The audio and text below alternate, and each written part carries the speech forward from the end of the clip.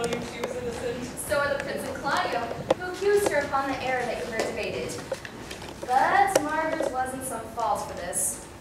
Although, against her will, as it appears in the true course of all the question. Well, I'm glad all things turned out so well, else by faith being enforced to call young Claudio to reckoning of it. Well, daughter, and you gentlewomen all, withdraw into a chamber, and where is set for you, come hither masked.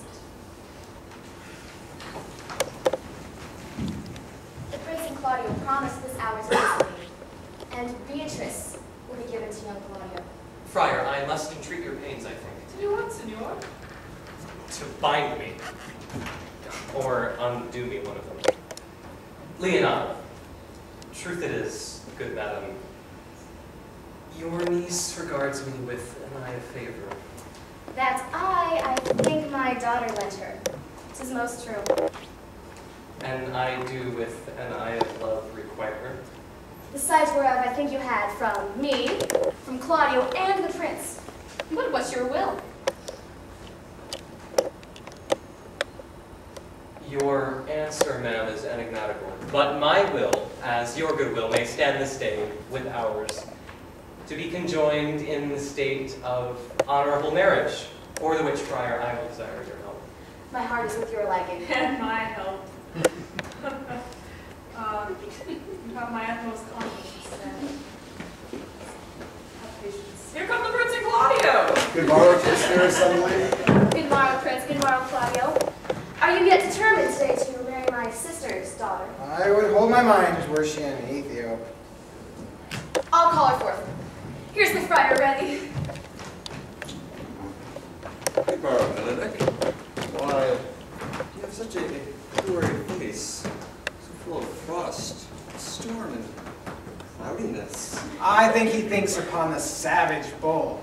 Tush, fear not, man. We'll tip thy horns with gold, and all Europa shall rejoice at thee, as once Europa did at lusty Jove when he would play the noble beast in love. Bold Jove, sir, had an amiable lowe, and some such strange bull leaped your father's cow and got the calf in that same noble feat, much like unto you, for you have just complete.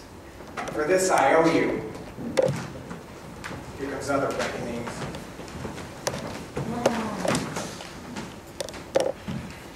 Which is the lady I must seize upon?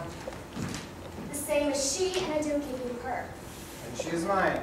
Sweet, let me see your face. No, that you shall not till you take her hand and swear to marry her before this friar.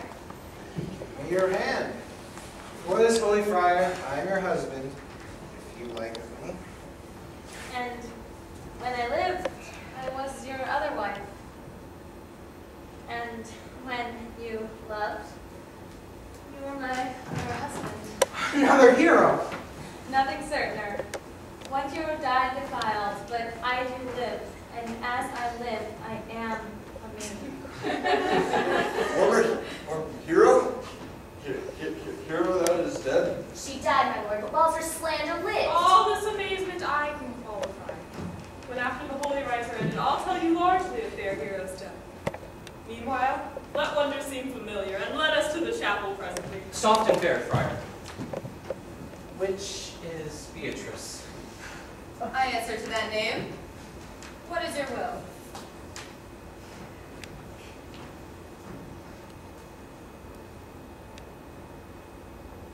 Do not you love me? Why, no, no more than reason.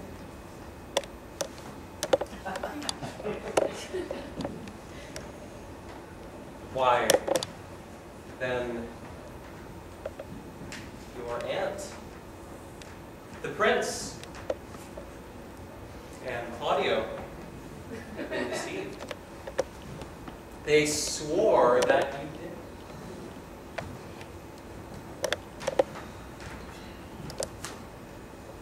Do not you love me? Troth, no more than reason.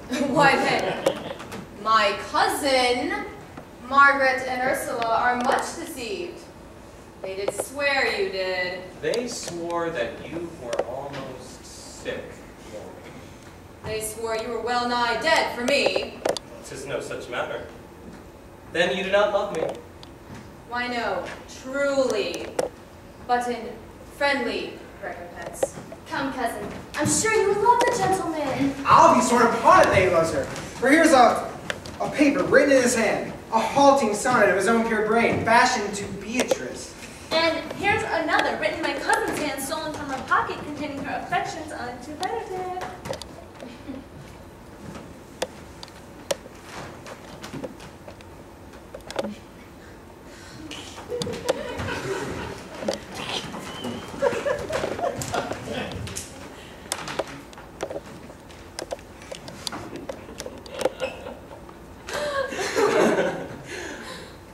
A miracle. Here's our own hands against our hearts. Come, I will have thee, but by this day I take thee for pity. I would not deny you, but by this good day I yield upon great persuasion, and partly to save your life, for I was told you were in a consumption. Peace. I will stop your mouth. Out Benedict, the married man. I'll tell thee what, Prince. A whole college of whipcrackers cannot flout me out of my humor. Dost thou think I care for a satire or an epigram? If a man will be beaten with brains, he shall wear nothing handsome about him.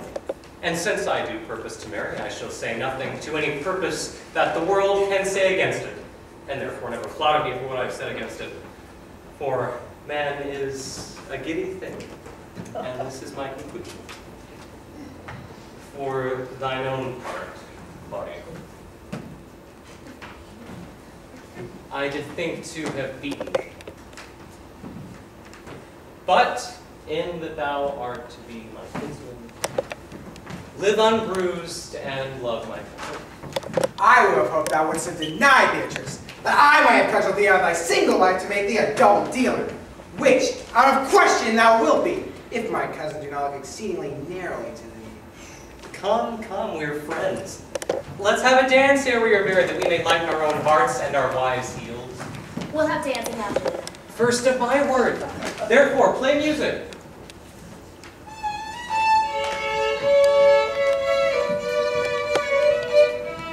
Prince, thou art sad?